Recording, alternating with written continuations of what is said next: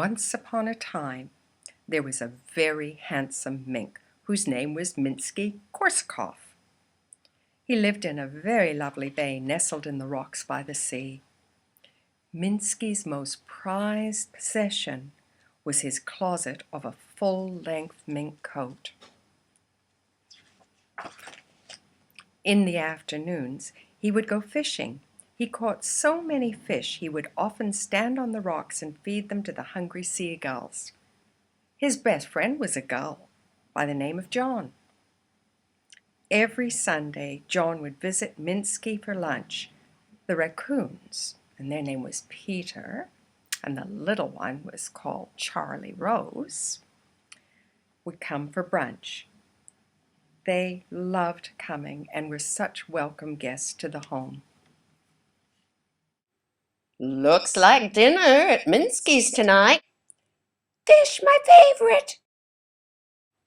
Well, I'm going to invite the moths, the new neighbors.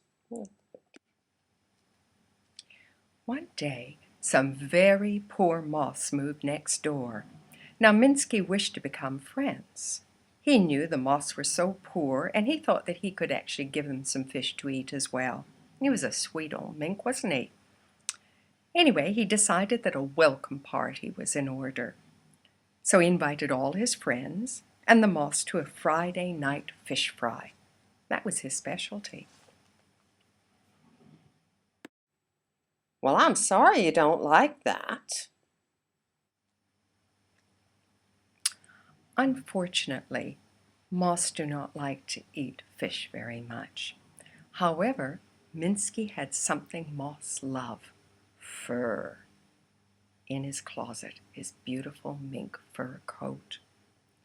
They found the closet, and they chewed and gulped and ate up all of Minsky's fine fur coats. You see, he had more than one, because sometimes they got a bit dirty and they had to be cleaned. Minsky was a very generous host, but this was going too far. Every coat had holes in them. It was a terrible thing to do. Don't worry, we'll find something, don't worry.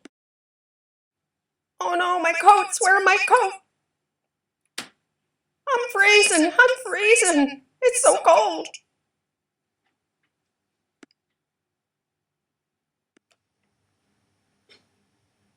Poor old Minsky. He had to send all of the chewed up fur coats to Goodwill, which is like a thrift shop. He didn't know what he was going to wear in the cool, damp winter months. He was a bit worried about that. He called his friends over to see if they could think of some way to keep him warm. He didn't call the moths over. You can understand why. Would you? Well, I don't know what to do about it now. John brought over all his leftover feathers. The raccoons brought over some tufts of furs that they actually pulled out of their tail. Nothing was right. The feathers tickled his nose, and the raccoon fur was really coarse, not soft and fine like his own fur used to be.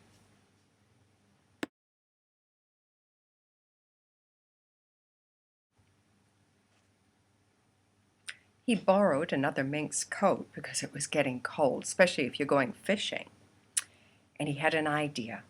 He would make himself a fish coat.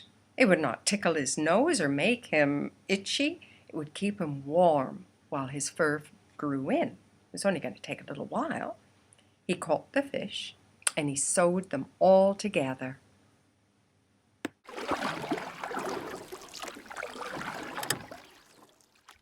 Lots of fish. I'm doing well. I think it's a beautiful coat. Absolutely beautiful. When winter came, it was very cold and he had to put the furnace on. Do you know what old fish smells like? Awful. Even the tenants that lived in the house above him complained of the terrible smell. None of his friends came over to see him because they couldn't cope with the smell. It didn't bother him too much, but boy, it smelled bad. Phew-wee.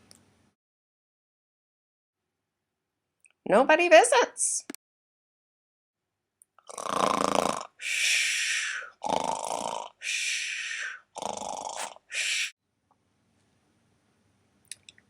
Over the long winter, his lovely fur coat grew in. When spring came, he put away his fish coat. All his friends were so happy, they actually talked him into throwing it away, which he did, because he wasn't a hoarder.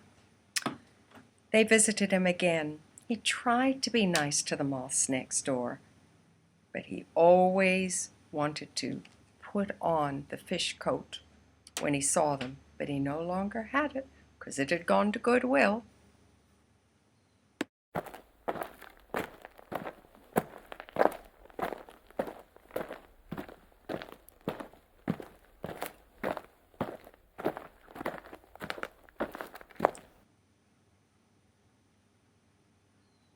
So he went fishing, and he caught another fish coat.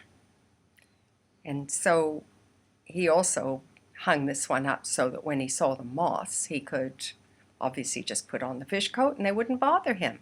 Or if they did visit, he hid his other clothes and they'd only find the fish coat hanging around.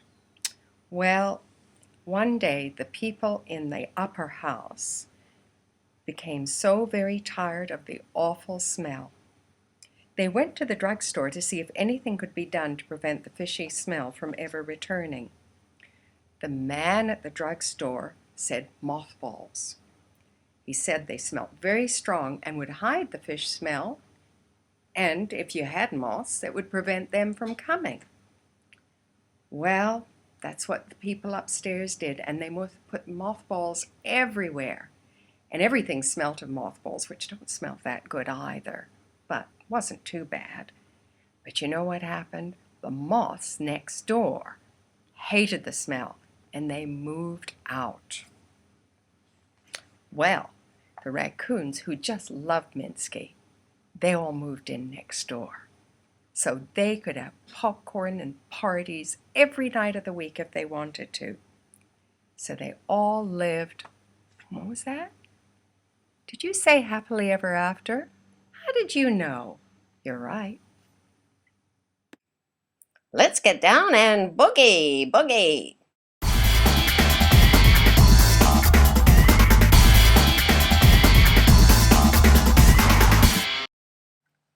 That's David in the window.